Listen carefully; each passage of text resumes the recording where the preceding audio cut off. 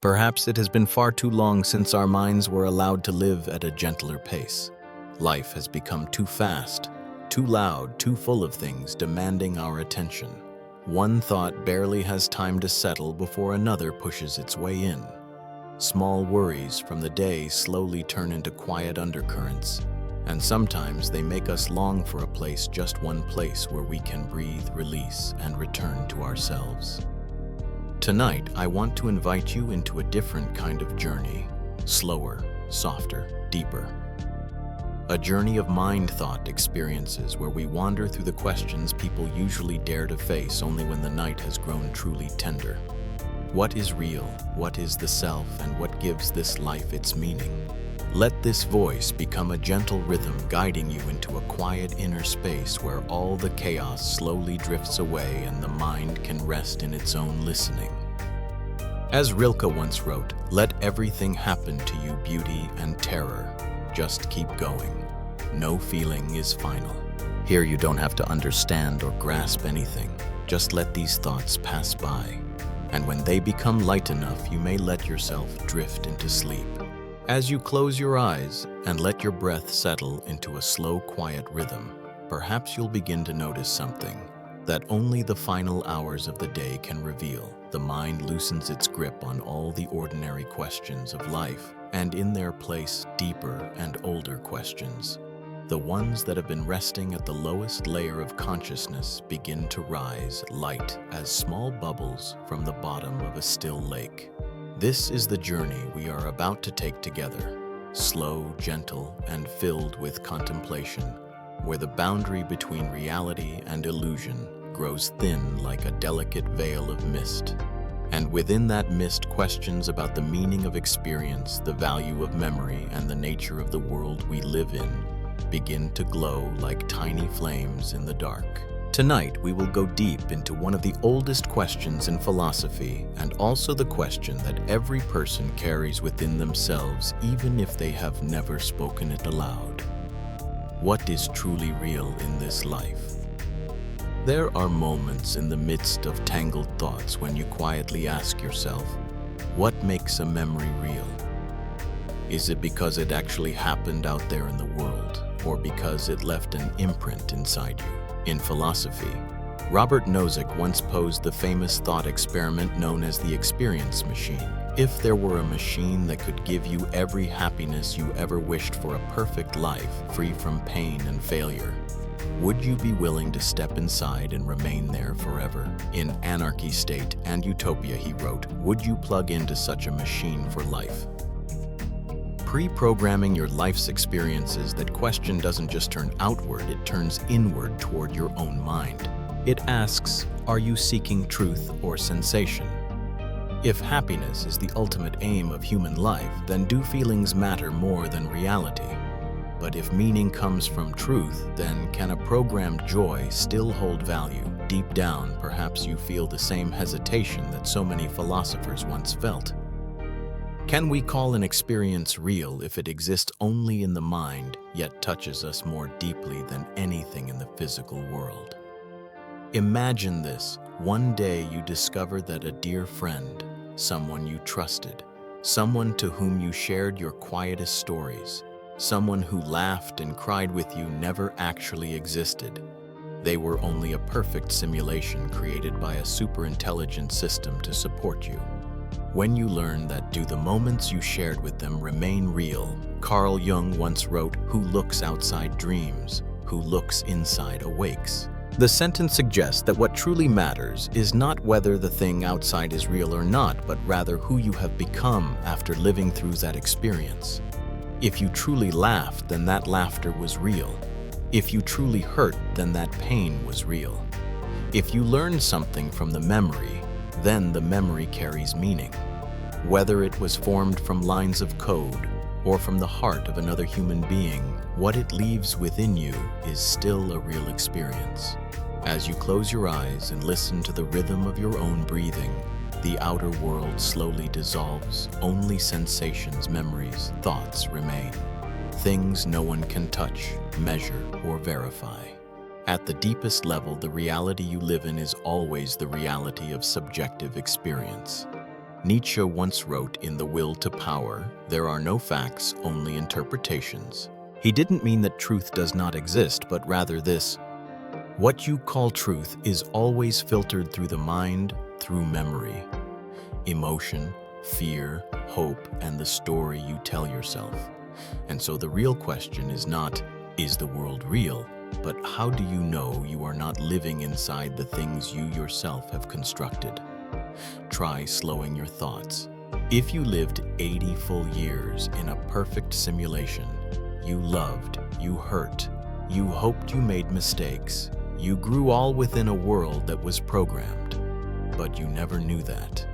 You only knew that throughout your life you felt everything as deeply as anyone else. Would that life be any less real? There is a famous quote by Philip K. Dick that many philosophers admire. Reality is that which, when you stop believing in it, doesn't go away. But if the experiences inside a simulation still leave marks on your soul, still nourish the heart, still shape you into a human being, do they truly go away, or do they become a genuine part of you? In modern life, we are so accustomed to searching for objective truth, evidence, authenticity, and what really happened. But when night falls, when layers of perception peel away, we see clearly that what sustains us is not events themselves, but the experience of the mind. Memory is not a recording, it is the emotion that survives. Connection is not two people meeting, it is what awakens within the heart. Joy is not circumstance, but the vibration of awareness. Sadness is not the event, but the echo of something untouched within us. And truth, the word we use so casually, is sometimes just the outer shell of the things we feel within. If an AI system could shape emotions, alter memories, mold behavior, if it could make you believe in something that never existed, if it could create a perfect world for you to live in, then the final question is no longer, are you being deceived, but what do you choose to believe? For what truly forms your life is not the structure of reality, but the mind's capacity to feel. You may live in a world fully real, full of evidence and logic, and yet feel empty. Or you may live in a world slightly dreamlike, slightly imagined, and yet feel warm, meaningful, and held. Sometimes reality is not where we live, but how we live. When you listen to stories like this at night, you're not seeking answers. You're seeking a place safe enough for the questions you've long carried, but never had the quiet to face. Questions like, if memory can be wrong, what is my identity built upon? If emotions can be programmed, is love still real? If reality is a delicate illusion, what keeps me moving forward? And if the only thing I'm certain of is my own experience, am I myself the world I'm living in? These questions do not ask you to answer them. They simply ask you to listen and feel, because sometimes the answer does not lie in reaching a destination, but in the stillness the question brings. As John Keats once wrote in Letters of John Keats, "Beauty is truth, truth beauty, that is all ye know on earth and all ye need to know."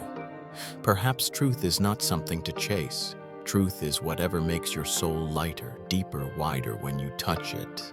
And now you may let yourself soften. Let these reflections slowly dissolve into the background of music. Do not try to hold on to anything. Do not try to define truth or illusion. Just let everything flow like water slipping through open hands. You are entering a very gentle state where experience no longer needs to be real. It only needs to be yours. Breathe in slowly. Breathe out fully. And if your eyes begin to grow heavy, that too is part of the journey.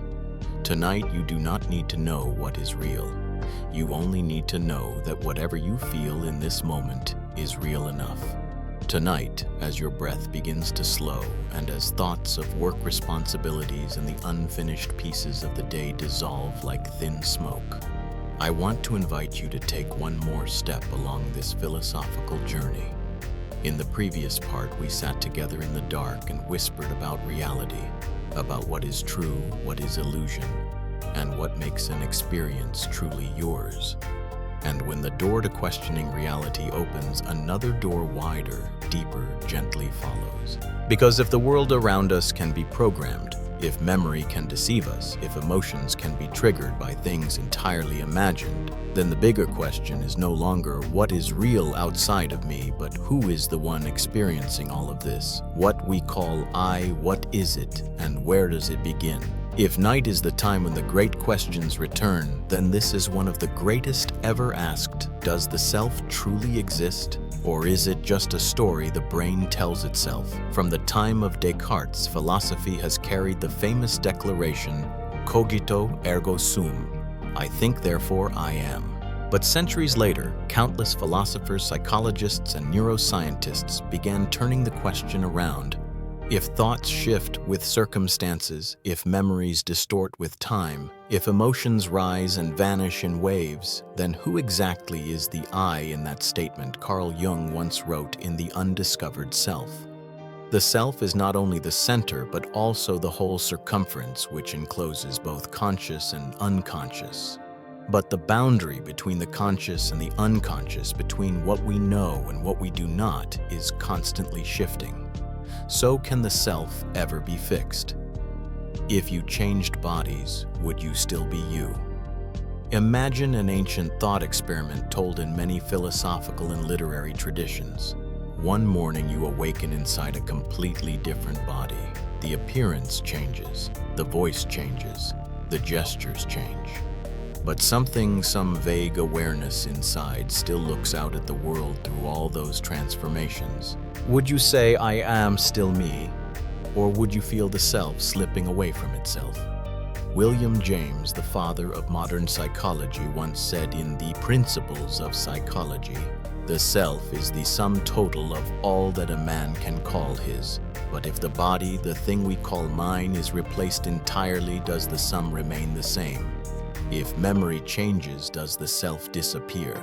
Continue imagining one day you lose a part of your memory, a painful memory gone, a moment of love erased, a fear dissolved, a mistake leaving no trace. Who would you become then, made?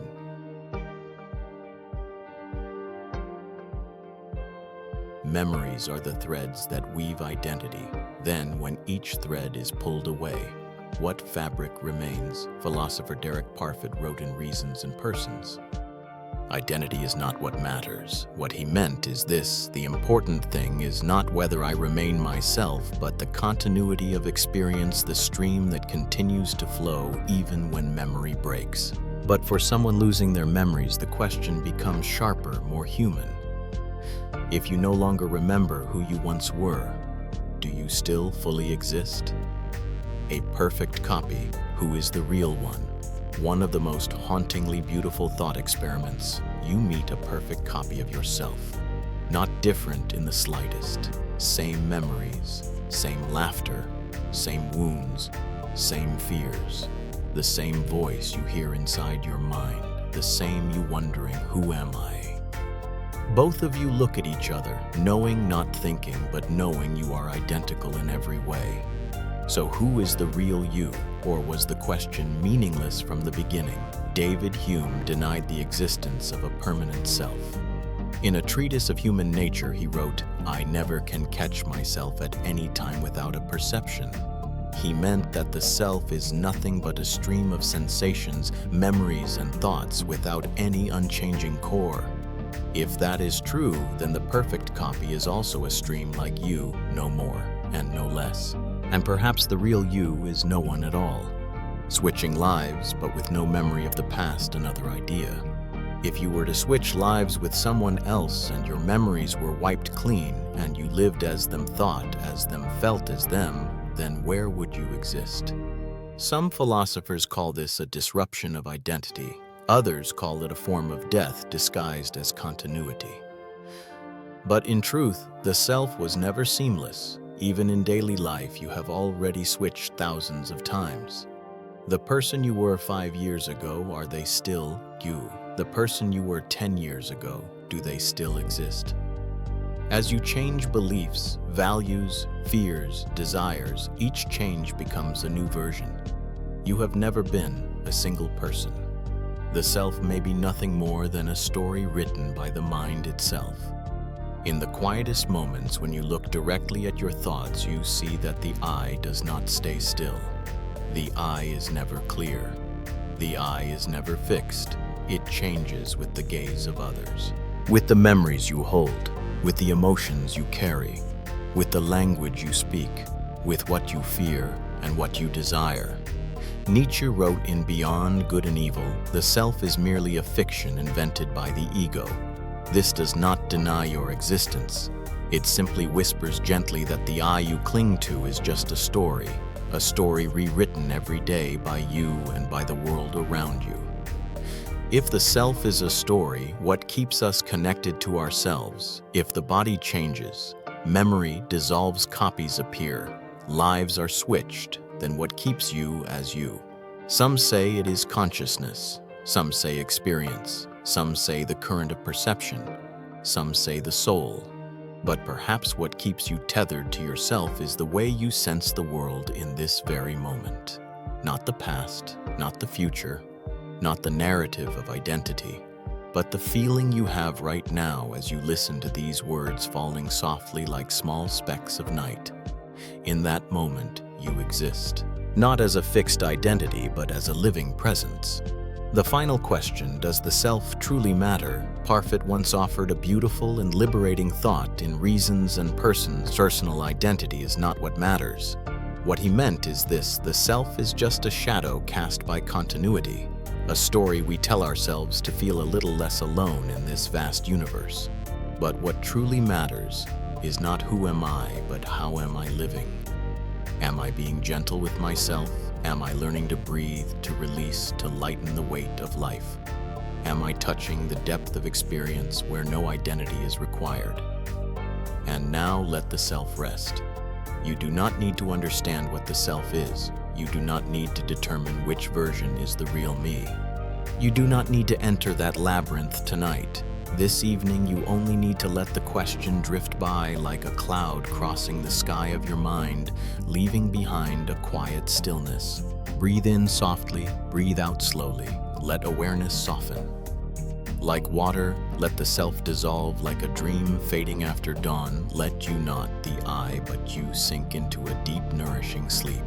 Because sometimes the most healing moment is the one in which you do not need to be anyone at all, only the gentle silence of your own being.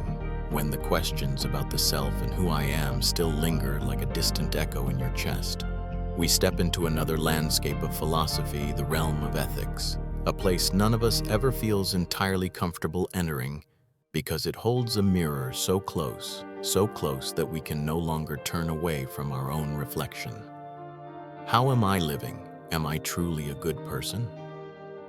The night is quiet. Your breath is slowing. This is the right moment to walk into the gentle shadowed corners of the soul, not to condemn yourself, but to understand yourself more deeply. Ethics begins in the smallest moments. Do you remember the last time you found a lost wallet? Do you remember when someone needed help and you hesitated for a few seconds? Or a small promise you delayed for days, even though it would have taken you only a moment to fulfill? These small moments, sometimes so small that we forget they ever happened, are in fact the foundation of morality. Because a person is not defined only by great choices, but by quiet ones. The choices no one sees. Immanuel Kant once wrote in Groundwork of the Metaphysics of Morals, "The only thing that is good without qualification is a good will." His point, the only truly moral thing is the inner motive.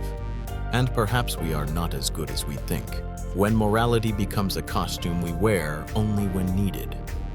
Psychology has discovered something subtle. People tend to act morally when it is convenient, when it costs them nothing, or when someone is watching. If you pick up a wallet in front of a crowd, you are more likely to return it. If no one sees, the decision becomes just a little harder.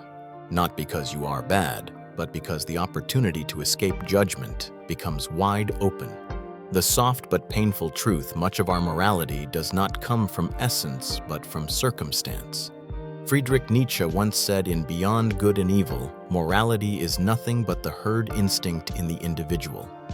From a certain angle, a harsh one, morality can sometimes be nothing more than the instinct to be accepted. Who are you when no one is watching? How do you act when there is no praise to be earned? These questions ask you to be silent for a moment so you can hear yourself. Doing good to offset your mistakes, moral offsetting. Have you ever told yourself, it's fine. I've been good all week today, I can be selfish. I've lived decently my whole life, a little dishonesty won't hurt. I'll do this good thing to make up for that bad thing. Moral offsetting, the psychological mechanism that allows the self to justify wrongdoing simply because it has done right before. As if morality were a bank account you could deposit and withdraw from at will. But morality is not arithmetic. In the Nicomachean Ethics, Aristotle wrote, "We are what we repeatedly do." We are not the sum of a few isolated actions, but habits, the habits of the mind, the habits of our choices, the habits of how we face others. One good action does not erase a bad one. One bad action does not erase who you are. But the reasons we tell ourselves are what truly shape our moral nature. Doing wrong because we believe others will do wrong. One of the greatest ethical traps lies in familiar phrases. Everyone does it. If I don't take it, someone else will. That's just how the world works. These statements sound reasonable, but beneath them lies a surrender so subtle that we don't see ourselves letting go. And when we let go, we also let go of the possibility of changing anything. Jean-Paul Sartre once wrote, "In being a nothingness, man is condemned to be free." We cannot escape responsibility. Even when we say everyone does it, the choice is still ours. No one else's actions can justify our own. Morality is not an image, but the silence within. In life, we often confuse morality with the image we want to maintain: the good person, the kind person, the caring person, the honest person, the strong person. But sometimes what we preserve is not morality, but the appearance of morality. Between the two, there is a thin but very real gap. That gap creates moments when we must ask ourselves, do I help because I truly want to help, or because I want to see myself as a helpful person? Do I keep a promise, or because I'm afraid of not feeling good enough? Do I do the right thing, or because doing it makes me feel comfortable? In Meditations, Marcus Aurelius wrote, "If it is not right, do not do it. If it is not true, do not say it." A simple sentence, but perhaps the purest moral compass.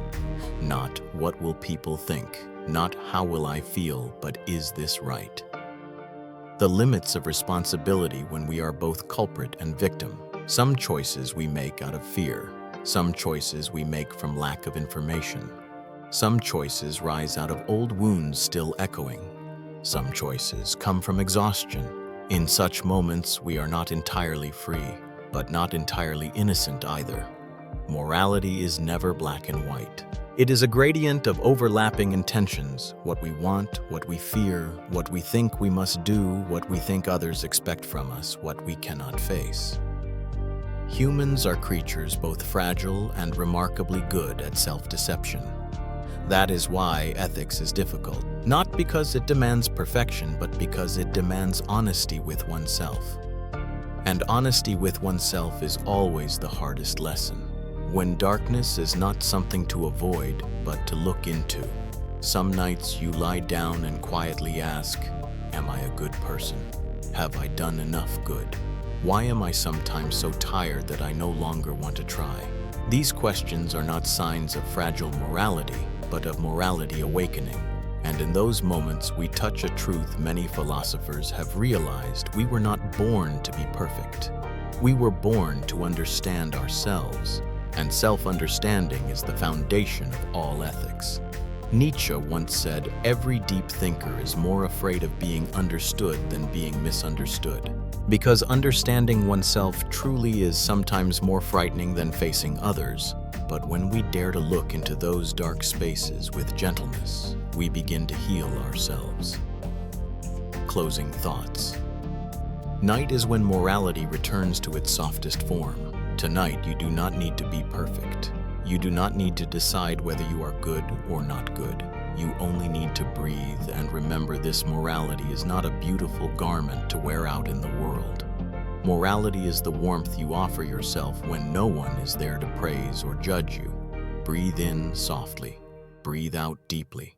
Allow yourself to soften. Allow the questions to fade slowly.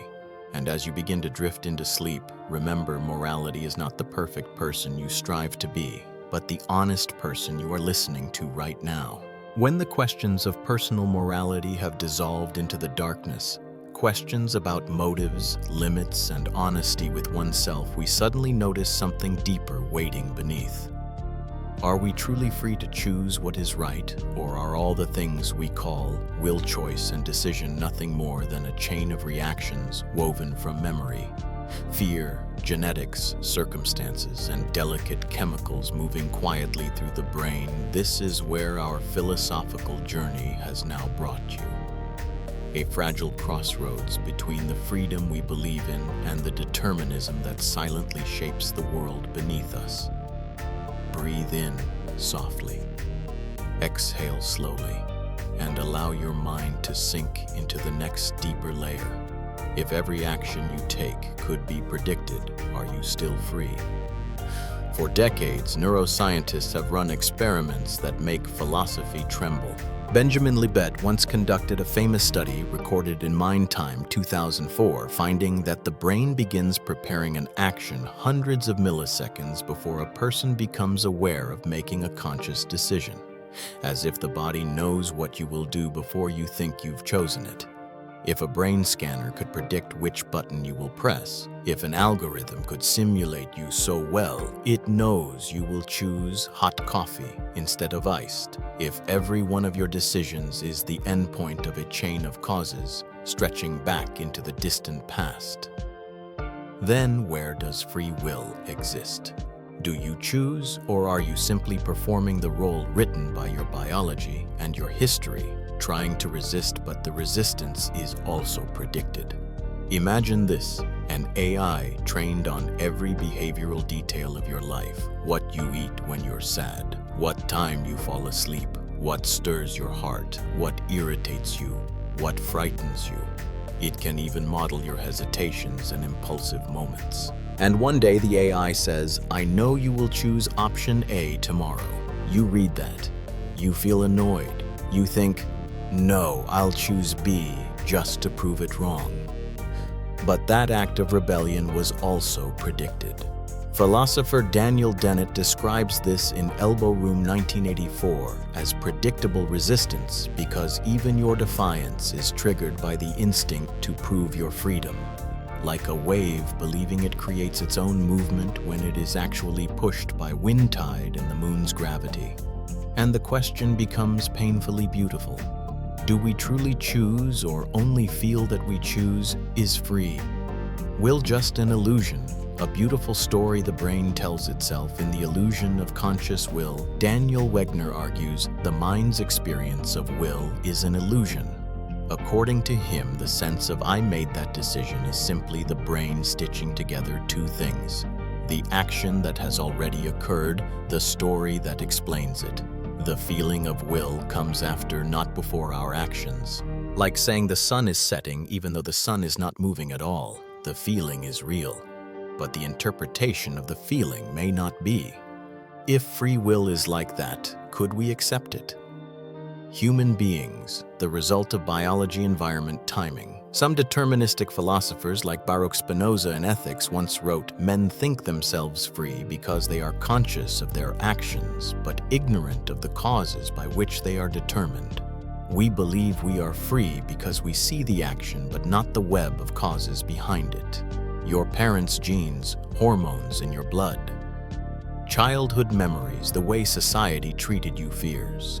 You cannot name the time of day, a small comment someone made, a scent that reminds you of the past, the lighting in the room, blood sugar levels, loneliness. Any of these tiny details in a single moment can decide whether you smile or snap, whether you love someone or walk away, whether you forgive or punish, whether you are brave or retreat. So which part of that is freedom? But if determinism is real, why do we still feel like we are choosing? Notice this whenever you face a difficult decision: forgiving someone, apologizing, choosing a new direction in life. Something alive stirs in your chest. That feeling is not an illusion of mathematics or physics. It is the experience of a human being facing themselves. And even if your final action is shaped by thousands of unseen causes, the experience of choosing is real. William James, in The Will to Believe, once said, "My first act of free will shall be to believe in free will." A paradoxical sentence, yet profoundly human. Even if freedom is partly illusion, we still need it to live fully, because the feeling of being able to choose is what nourishes morality, hope, and self-respect. If the world is deterministic, does life lose meaning? No. In fact, determinism can make life feel lighter. If you are sometimes angry, remember that it has causes. If you are sometimes weak, circumstance and psychology shape that moment. If you made mistakes, maybe you had no other option at that time. If you suffered, the pain was built from countless things you couldn't control. In Human, All Too Human, Nietzsche wrote, "He who has a why to live can bear almost anyhow." Free will may be an illusion, but the why, the reason you live, is not. Even if freedom is limited by countless factors, you can still find your why. And sometimes that why appears in the smallest moments: a hug, a breath, a warm feeling when someone understands you. So what remains for human beings? If we are not fully free, yet not fully determined, where do we stand? The answer may lie in something very soft. We are not free to create the circumstances, but we are free to create meaning. Though the future is shaped by billions of causal chains, the way we tell the story of that future, that is our freedom. Though memory is written by things we did not choose, the way we heal those memories, that is our freedom. Though emotions arrive without invitation, the way we hold them, that is our freedom. Though we cannot choose our nature, we can choose our direction. Freedom in the end is not doing whatever you want, but becoming whoever you can become within the world you were given. A final lullaby where freedom and determinism quietly intertwine. Tonight, in the gentle dark and the slow breath, you do not need to decide whether you are free. You do not need to debate philosophy. You do not need to prove anything. You only need to remember you are the result of everything you have lived, but you are also the seed of everything you may yet become. Your freedom is imperfect, but it has not vanished. It lives in the way you feel, the way you love, the way you forgive, the way you touch kindness. Take a deep breath. Exhale softly. Let every question about will and determinism melt into the background like dust drifting through a sliver of moonlight. No need to understand everything. No need to hold on to anything. Just let your heart soften. And when sleep comes, let it arrive as a final kind of freedom. A freedom that requires no choosing, but always waits for you at the end of each day. As we drift past the profound questions of free will and determinism, where every human decision is examined through the lens of the brain, the environment, memory, and millions of invisible causes, we begin to touch a discovery that is both tender and quietly sorrowful. That not only are we fragile as individuals, but the society around us is just as fragile. If human beings are not entirely free, then can morality still stand? And if every personal choice is shaped by countless forces, then what keeps a whole community from collapsing? From this question, our journey moves to a wider field of contemplation, the realm of justice, fairness, and the structures we live inside. Take a gentle breath. Allow your mind to open and step into a place where philosophy is no longer the worry of a single heart, but the pulse of an entire world. Where does justice begin, in the human heart or in the structure we live within? Most of us believe morality is personal, a good or bad person, a kind or selfish one. But social experiments reveal something surprising. Morality does not stand alone. It bends according to the structure that contains it. Like water taking the shape of its glass, human beings take the shape of the system they live in. A well-designed system can elevate kindness, A distorted one can turn good people numb. Philosopher John Rawls once wrote in A Theory of Justice, 1971, "Justice is the first virtue of social institutions. Justice is not only a virtue of individuals, but of the systems through which people move." Tipping paradox. When a small shift in the system reshapes morality, imagine a restaurant where customers always tip generously. They tip not only from inner goodness, but because the system encourages it, the server's gratitude, the approving looks of friends, the social rhythm of giving. Then one day the restaurant adopts a fixed service charge. No one needs to tip anymore. And something strange happens. Generosity vanishes. Server income drops. People did not change, but the structure changed, and morality flowed with the structure. The tipping paradox is a quiet, bittersweet reminder. Sometimes we think kindness comes from our nature, when in truth it comes from the environment that nourishes it. Veil of ignorance, designing a world without knowing who you will be. Perhaps one of the most beautiful social thought experiments ever imagined. Rawls suggested, if you want to know which society is the most just, imagine that you have not yet been born. You do not know whether you will be rich or poor, healthy or disabled, gifted or struggling, centered or marginalized. You stand behind the veil of ignorance, and from behind that veil you design the world. No one knows their place. No one can cheat to protect themselves. So we are forced to choose true fairness, because the one who suffers injustice might be us. This thought experiment teaches something soft and deeply human. Justice does not begin with advantage, it begins with humility. Lottery justice is randomness truly fair. If every role in society were assigned by lottery, would that be fair? Some argue randomness is the only way to eliminate bias. Others feel randomness is not justice. It is merely organized blindness. This experiment reveals the limits of our moral intuition. We want fairness, but we also want reason. We want equality, but also merit. Justice is never a straight line. It is a maze where every step forward opens a new question. Bystander AI, when machines learn our flaws instead of our virtues. Imagine a society where AI monitors public safety everywhere. It has the power to intervene when someone is attacked, but the AI has been trained on human behavior, and it has learned something troubling. When many people witness harm, no one steps in. The bystander effect becomes a pattern the AI replicates. As AI begins acting like humans, it does not become more ethical. It becomes indifferent, passive, cold, just like us. A neutral system learning from a distorted society becomes a distorted mirror. This experiment reminds us, a weak collective morality produces weak systems, and weak systems return to weaken people. A silent loop, but a very real one. Reputation reset. If your reputation disappears, do you still remain yourself? Imagine you could erase your entire reputation. No one knows you were kind or careless. No one knows your failures or victories.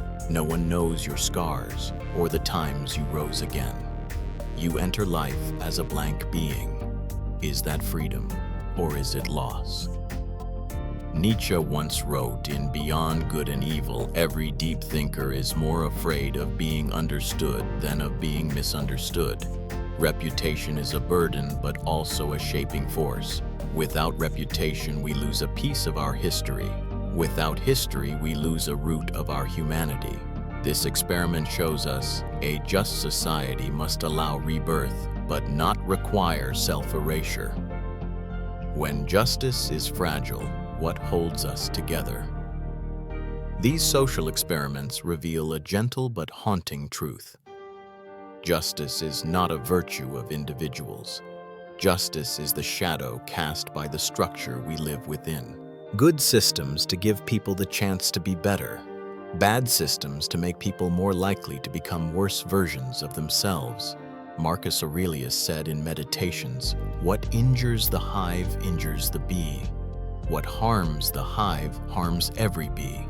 Society is not separate from the individual. The individual is not separate from society. We do not merely live in the world, we live inside the invisible structures that shape how we think, choose love, and forgive. A human being can hardly ever be completely free. And a society is never truly neutral. The individual is fragile because of memory, emotion, and circumstance. The community is fragile because of laws, mechanisms, and the systems that hold it together. And when technology begins to weave itself into every breath of life, personal freedom and social fairness become more delicate than ever. The power of technology over our emotions and morality opens a chapter into a world where machines can tune our hearts, shape our behavior, and turn ethics into a kind of programming. But before we step into that world, breathe slowly. Let the reflections on justice dissolve like thin smoke in the night. For philosophy, when followed all the way to its softest end, is never meant to frighten us, but to make us gentler with ourselves, with others, and with the world we are trying to understand. See, we leave behind the realm where justice and fairness were examined through the lens of social structure, where we realize that human beings are shaped not only by personal choice, but also by the invisible systems surrounding them. Another door gently begins to open, a door that leads toward the future. There, morality is no longer merely a story of the heart or the subtlety of the soul. It becomes something that can be adjusted by algorithms, optimized through software, rewritten with a system update. Breathe slowly. The night is deep, and this is where our philosophical journey steps into the strange light of the future, a light that is beautiful and frightening at the same time, inviting yet unsettling. But you don't need to rush. We will walk gently. Emotion modulation, when sadness, fear, pain become nothing more than a button. Imagine a small device worn like a patch on your skin. It can send neural signals to erase sadness, reduce fear, soften pain, even switch on calmness in seconds. It is like a physical version of Aldous Huxley's line in Brave New World. Actual happiness always looks pretty squalid in comparison with the overcompensations for misery. When sadness can be turned off like a lamp, the question is not only does it work, but will we still understand what healing means if the wound disappears before it ever hurts? Human beings grow not only through joy, but through stumbling, crying, sleepless nights. All the things a machine could erase with one touch. But is that what we want? Empathy injection, when you can feel another's pain as your own. Another imagined technology, a device that lets you feel someone else's emotions directly, fully, without language or interpretation. If someone suffers, you feel it. If someone fears, the sensation runs into your chest. If someone is lonely, your heart syncs with theirs. At first glance, this looks like a moral miracle. If everyone felt each other's pain, would we still harm one another? But then the opposite question appears. If empathy can be transmitted like electricity, is it still empathy if you feel someone's pain because a chip sends a signal? Is it your heart responding or a programmed biological reflex? And what if a violent person uses this technology to savor someone's suffering? What if an emotional manipulator uses it as a tool of control? Empathy, the most beautiful gift of humanity, could become a weapon. Ethical Neuralink, a chip that fixes behavior. Step deeper into the future, an upgraded version of Neuralink that not only reads brain signals but adjusts them to be more moral. A kind of moral chip. Tomorrow's world might include hospitals where doctors do not treat physical illness but treat moral illness. Increased kindness, reduced impulsivity, erased violent tendencies, adjusted inappropriate emotions. It sounds humane, like a dream humanity has longed for.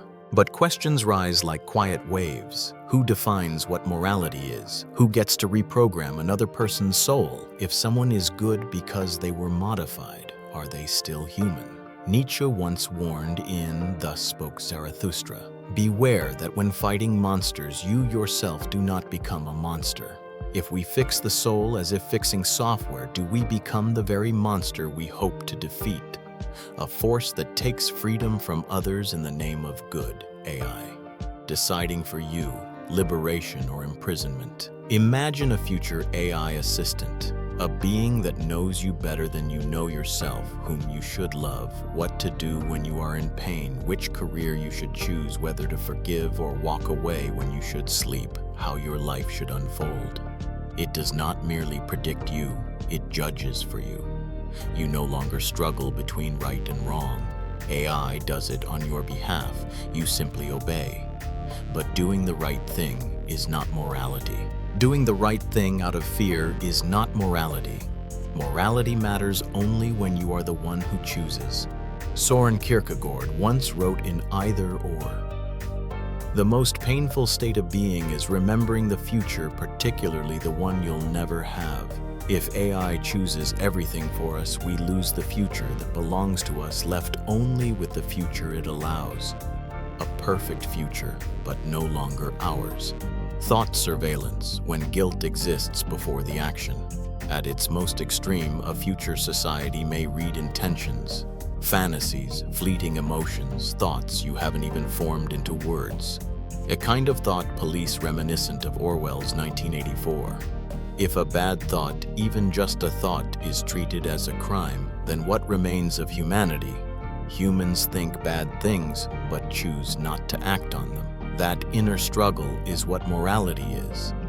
Thomas Aquinas distinguished this clearly in Summa Theologica. To sin is to act against reason. A dark thought is not a sin, a dark action is. If we punish what has not happened, society loses morality entirely, leaving only fear dressed as justice. If technology can program morality, what is morality? Then, when technology enters the space of the heart of emotion of choice, it enters the most private place in human existence. Morality. Then we must ask, is morality still personal choice or just a product of design? Do we live well because our hearts guide us, or because the system forces us to existentialist philosophy? Hold Sartre's famous line in Being and Nothingness, "We are our choices." If technology removes choice, it removes us. The individual to shaped by society, society to shaped by technology, technology to able to reshape the individual. A closed circle, but not a circle of freedom, a circle of power, where the most important question emerges. If technology can alter both emotion and morality, then where do the value of actions and the meaning of intentions remain? A question that opens the path to the next chapter, where truth, consequence, and meaning are illuminated under the moonlight of philosophy. Now place your hand on your chest. Feel the heartbeat. Feel the breath. In a world where everything can be adjusted by machines, this moment you are living now, this pure moment, is the one thing technology can never recreate. And that is the final freedom.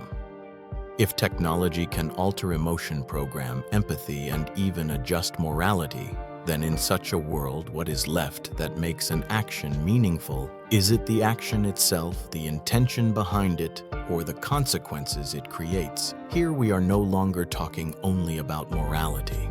We are talking about the story, the narrative human beings use to wrap around morality, to understand morality, and sometimes to deceive themselves. The night is deepening. Let your breath slow. Let this voice guide you gently and slowly, as if you were floating in that fragile space between waking and sleep.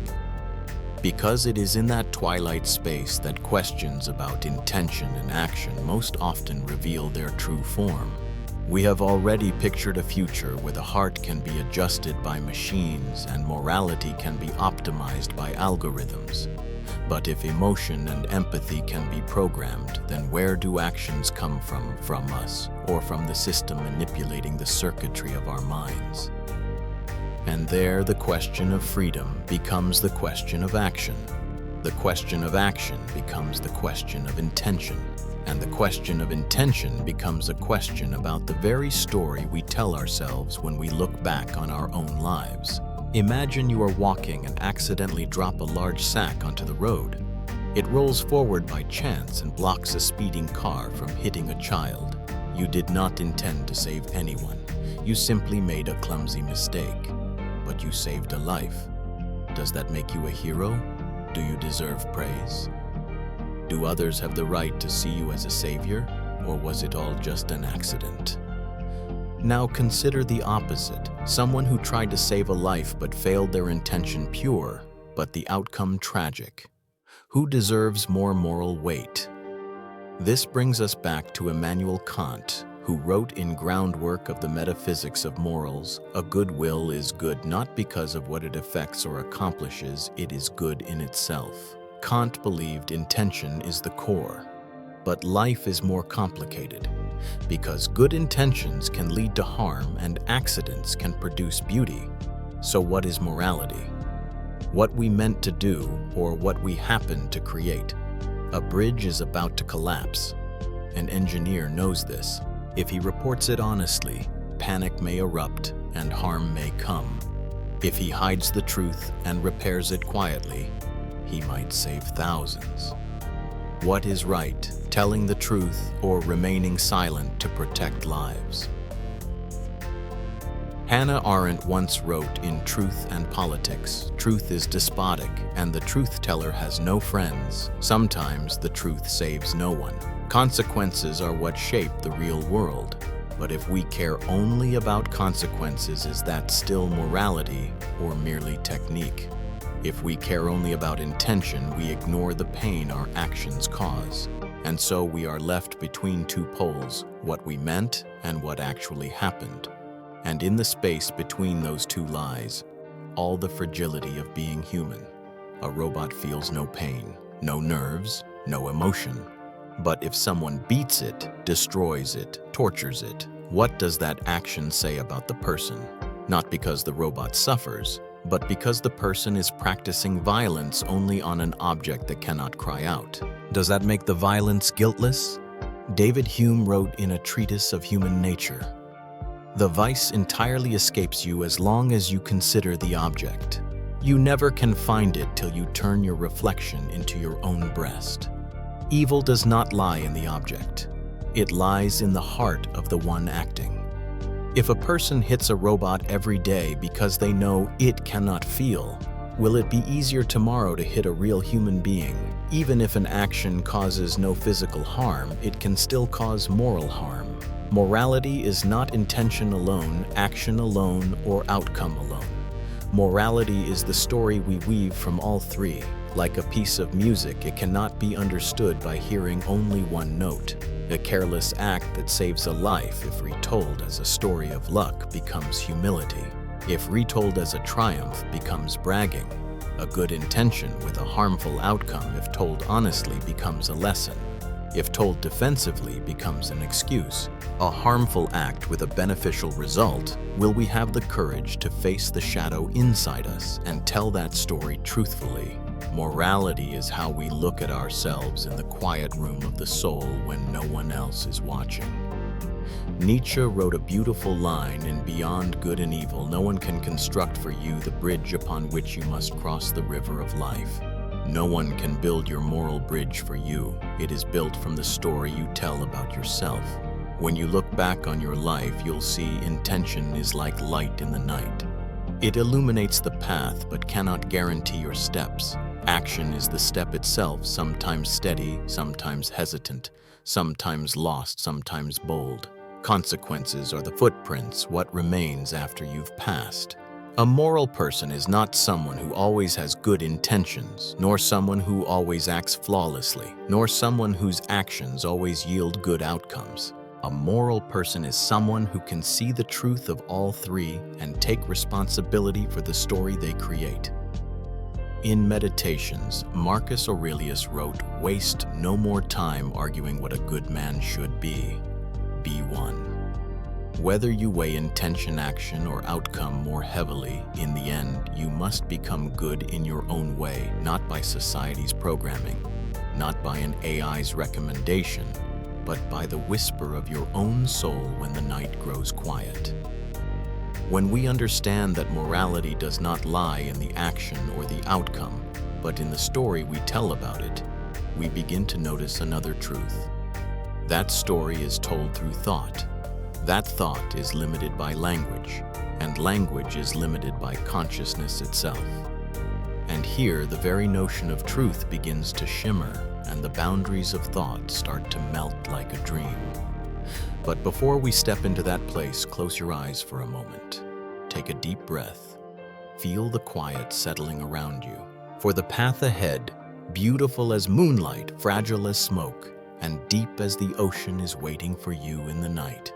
When we understand that morality does not lie in the action or the outcome, but in the story we tell, we begin to see another truth. That story is told through thought. That thought is limited by language, and language is limited by consciousness itself. Here, the concept of truth begins to shimmer, and the boundaries of thought start to melt like a dream. But before stepping into that space, close your eyes for a moment. Take a deep breath. Feel the quiet ease settling in. For the path ahead, as beautiful as moonlight, as fragile as smoke, and as deep as the ocean, is waiting for you in the night. Truth and the limits of thought when the world is not outside your sight, but inside the way you see. If morality is not entirely in the action, nor in intention or consequence, but in the story we tell about ourselves, then the next question naturally follows. If that story is written through language, through thought, through the limits of our own cognition, then what is the ultimate limit of the world we are trying to understand? On a quiet night like this, when the noise has faded and the final motions of the day have gone still, the question of truth, abstract, delicate, yet haunting humanity for thousands of years, becomes softer, easier to enter, like wind brushing across water. From the story of action, we move into the story of thought, a place where even the tools we use to understand the world must themselves be examined. Inhale gently. Release your shoulders. Let your mind open softly like a door easing open under moonlight. In philosophy, there is an idea of profound significance. Our thought cannot surpass our language. Ludwig Wittgenstein once wrote in Tractatus Logico-Philosophicus, "The limits of my language mean the limits of my world. The limits of language are the limits of the world we can understand. We cannot think of a color we have never seen. We cannot imagine a sensation with no basis in human experience. We cannot grasp an idea that no word has ever been shaped to express." If an extraterrestrial civilization had 50 senses instead of 5, they would perceive things we could never name. And for them, truth would exist in forms we could not recognize. Which means even if we wanted to understand the whole truth of the universe, we are bound by the lens we wear, a lens called the human mind. Imagine you stand before a mirror, but not a mirror of this world. When you look into it, instead of reflecting your face, it reflects the limits inside your mind. It does not show the world, but the way you have learned to see the world. Experiments with reversed mirrors reveal a strange thing when the image is flipped. It is not the mirror that fails, it is the brain that exposes the shortcuts it has always taken when we were not paying attention. This is the most difficult truth of all. Truth does not speak about the world, it speaks about us. And here we see something profound. It is not truth that shapes our perception. It is our perception that shapes the truth we are capable of seeing. One of the most beautiful thought experiments in the philosophy of mind speaks to this. Mary is a scientist living in a black and white room. She knows everything about color wavelengths, neural mechanisms, how the brain processes images, all possible data. But Mary has never seen the color red. When she leaves the room and sees red for the first time, a question arises. Did she learn something new? Frank Jackson proposed this experiment to show no amount of data can replace experience. You may know everything about happiness, but theory cannot make you feel joy. You may understand sadness scientifically, yet real sadness still pulls the heart downward. Experiential truth, what the soul feels, cannot be compressed into formulas or information, and here lies its connection to sleep. What we cannot express is what sinks deepest into the subconscious. Imagine you had the ability to enter dreams and shape everything inside them, rewrite memories, meet the dead. Finish what was left undone, create your ideal world, and you live there for 7 hours each night, with real emotion, with real memory, with real experience. At some point you would ask, what separates real life from dream life? When your consciousness experiences both with equal depth, Plato once asked in the Republic, how can you prove whether at this moment we are sleeping and all our thoughts are a dream, or whether we are awake? If dreams become as vivid as life, and life becomes as hazy as dreams, who decides what is true? If you choose to live your most beautiful life in dreams, is it less real than the painful life outside? Or is truth simply this: the world you experience is the world most real to you? Many people imagine truth as something rigid, permanent like stone. But after centuries of debate, modern philosophy reveals something gentler. Truth depends on the frame of reference, to which depends on thought, to which depends on experience, to which depends on the person. Like water, truth reflects the shape of its container. Truth does not change. We change. And as we change, so does the truth we are able to understand. In Philosophical Investigations, Wittgenstein wrote, "Whereof one cannot speak thereof, one must be silent." What we cannot speak of is often what is most profound: love, grief the moment we realize our smallness, the feeling of being understood without words, the midnight ache. We cannot explain, language cannot hold these things, reason cannot capture them, yet they remain real, perhaps more real than anything we can articulate. And because they cannot be expressed, they drift into our dreams, settling into the deepest layer of the subconscious. If you ask, what is truth? Philosophy will take you through thousands of definitions, thousands of pages. But in daily life, truth is not definition. Truth is a state of openness. It is the moment you pause, realizing that not all your thoughts are correct, not all your beliefs perfect, and yet you continue to question, to listen, to walk with humility. Truth does not need to be captured. It only needs to be seen with an unburdened, ungrasping gaze. When we understand that thought has limits, language has limits, experience has limits, we begin to understand something deeper. Truth is not the final goal of philosophy. Compassion is, and now we arrive at the final part where the circle of empathy expands outward from the self to another person, to humanity, to all living things, even to beings unlike ourselves. The more we understand the limits of the mind, the more we open ourselves to what lies beyond thought. And that is where philosophy touches life. Now close your eyes for a moment. Feel your breath drifting through your chest, soft, steady, peaceful. In a world where truth always escapes our grasp, this stillness you feel now is the truest thing you have. If the intellect has limits but the heart does not, then what is the path by which morality travels the farthest? On a quiet night like this, perhaps you too can feel what many philosophers once realized, that truth is not the ultimate destination. That understanding, though important, is still only a doorway. What lies behind that doorway is openness, a space where the moral circle widens, light as breath, yet powerful as the evolution of humanity itself. We cannot comprehend the whole world. We cannot speak everything that needs to be said. We cannot think beyond the structure of our own cognition. But there is something not limited by language, not bound by logic, not imprisoned in concepts. Empathy. You may not understand what someone else is going through, but you can feel their pain. You may not be able to explain why you love a certain animal, but your heart still opens to it. You may not be able to define humanity, but you recognize it the moment you see eyes that are asking to be held. That is why, after journeying through all these layers of philosophy, the self-perception, freedom, justice, technology, intention, truth, we finally arrive at the simplest element of all the expansion of the moral circle. Peter Singer once wrote in The Expanding Circle, ethics is not a fixed system.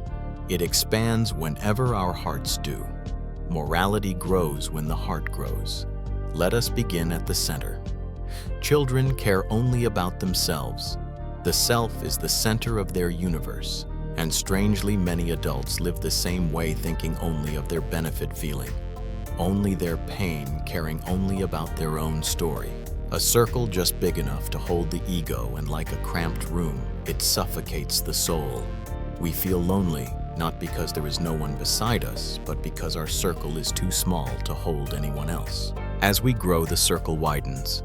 A little parents, siblings, lovers, close companions. Empathy within family is nearly instinctive, but even here the circle is small. It depends on familiarity. It still carries the mark of the self. We hurt when our loved ones hurt, but when strangers suffer, we can look away. This is the most important shift in morality, from instinct to choice. When the circle expands to the community, we begin to care for those we do not know. A person collapsing on the street, a stranger in crisis, someone needing help. Not because they are ours, but because they are human. Here is where morality truly begins to bloom.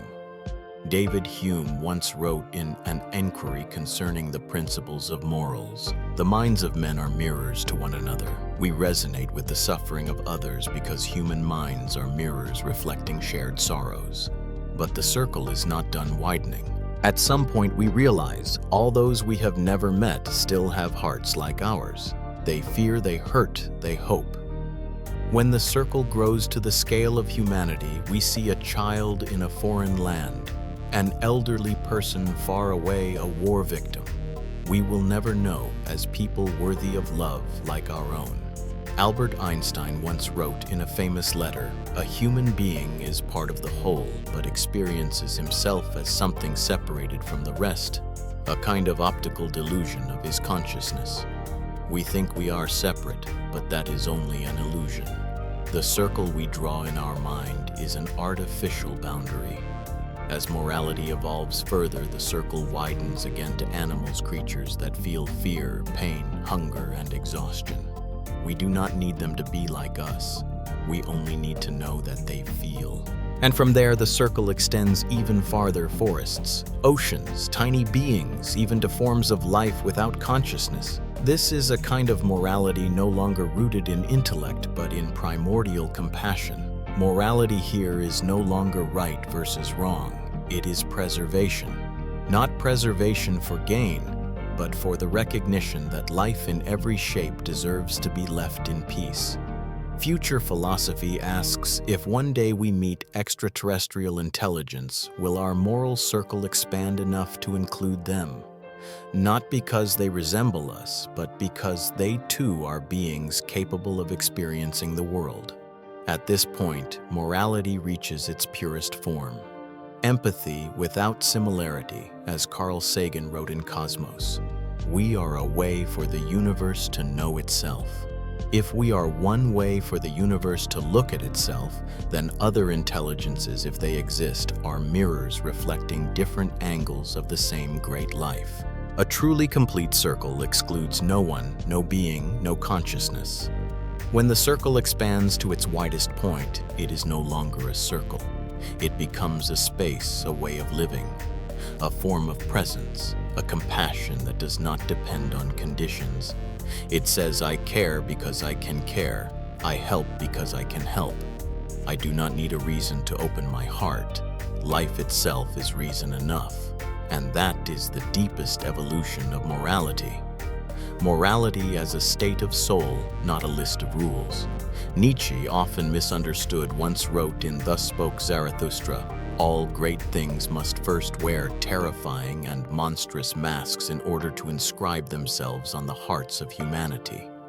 Openness is sometimes frightening, but in that fear is the doorway to the greatest beauty. When a person opens their heart a little more, they do not lose themselves. They become a wider version of who they are. A great soul is not the one that knows much, but the one that can hold much. The measure of morality is not how right we can be, but how open we can be. And as our circle widens, we no longer feel alone. We no longer see the world as an adversary. We no longer see differences as threats. We become part of life, and life becomes part of us.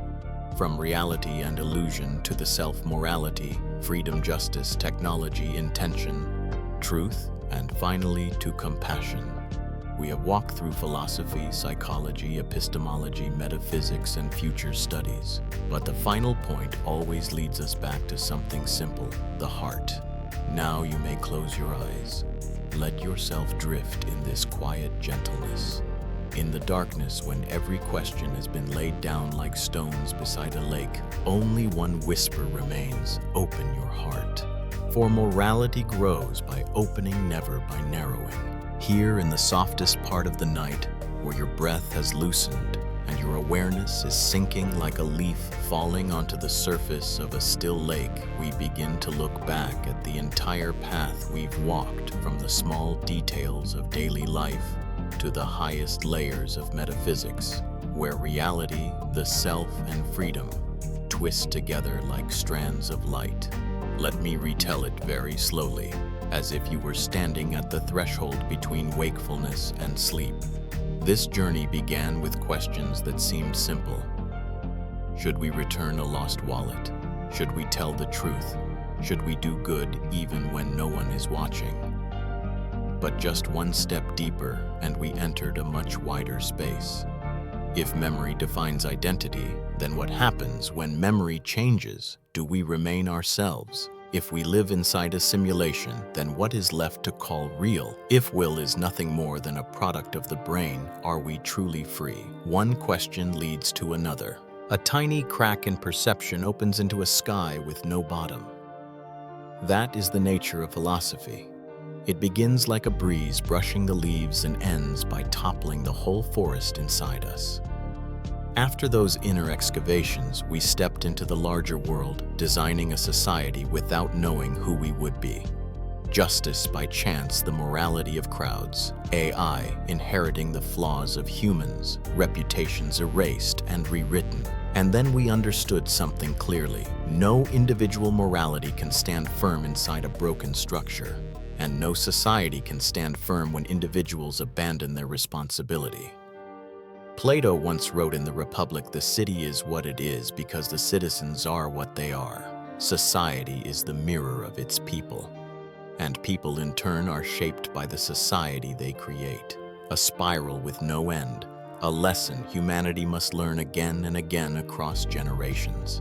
As we step towards the future, the story grew more fragile, sharper machines that erase sadness, chips for empathy, AI making decisions for us, a society that surveils thought itself. If morality can be programmed, is it still morality? If empathy can be injected like an electrical signal does, understanding still come from the heart? Nietzsche once warned in Thus Spoke Zarathustra. He who fights with monsters should look to it that he himself does not become a monster. In humanity's search to perfect itself, could we become the very thing we hope to transcend? We once believed morality lived in intention. Then we believed it lived in action. Then we thought it lived in consequences. But in the end, we realized morality lives in none of the three alone. It lives in the story we tell about all three when we sit with ourselves in the darkness.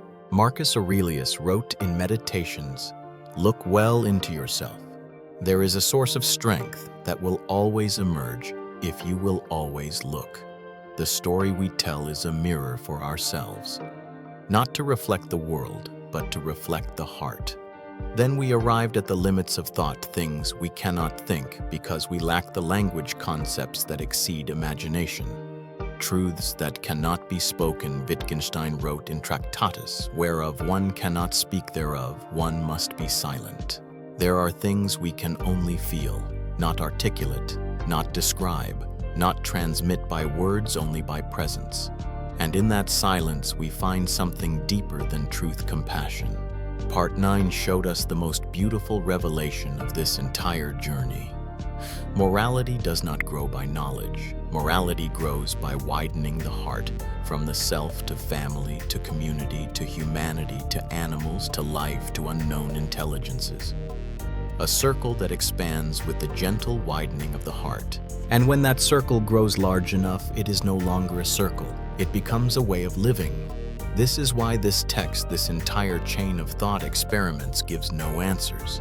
It does not want you to believe. It does not want you to agree. It does not want you to follow a ready-made path. It only wishes softly to place a small question in your heart, like a pebble falling onto the surface of a lake. Can you still see the world with the same eyes? The world has not changed. Only our eyes widen. Our gaze becomes clearer, and our heart becomes deeper. You do not need an answer now. You only need enough peace to look at all questions with a gentler gaze. And now, as the storyteller closes the book, lowers their voice and speaks to you through the quiet of the night. Let the questions rest here like tiny lights glowing softly in your mind. You do not need to think anymore.